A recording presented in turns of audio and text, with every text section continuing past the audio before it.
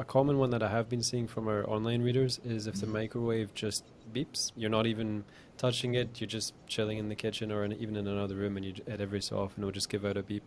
Or maybe when it's cooking, seems to be sporadically quite vocal. What would you look at for diagnosing that?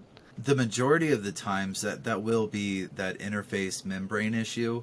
It's thinking it's getting some kind of input when it's not, and that's another one of those situations where if you can deal with the annoyance of it, it's not unsafe that that's happening. It's just more of an annoyance. So Mhm. because to fix that, you would have to replace. You could go with just a membrane, but again, it'd be easier to get that whole assembly that comes with everything. And I guess similar to other appliances that might have similar issues is also it could just be like the interface has gotten a bit dirty or there's some gunk on it or something that may Mhm. be activating the buttons every now and again, and just it's a long shot, but a good clean of the interface with just some a mild detergent could also fix it.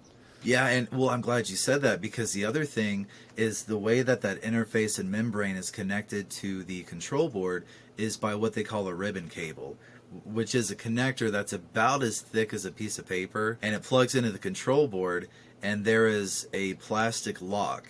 So if you were to unlock it where it connects to the control board, that ribbon cable just gently pulls right out, and you could actually take some rubbing alcohol and just gently clean both sides of that ribbon connection Hmm. and put it back in. And more often than not, that actually does fix an issue like that. Wow, great. So yeah, definitely worth trying Mhm. for all sorts of interface issues, I guess. Yeah, and that works for any type of appliance. If you were to just get on YouTube and just search, cleaning a ribbon cable connection or something, you'll see a bunch of things come up. Anything from a Q-tip and alcohol to. I had an old school technician. He always used a pencil eraser, which works too. To kind of clean that stuff off, like any buildup or anything. So yeah, there's a lot of different things you could do.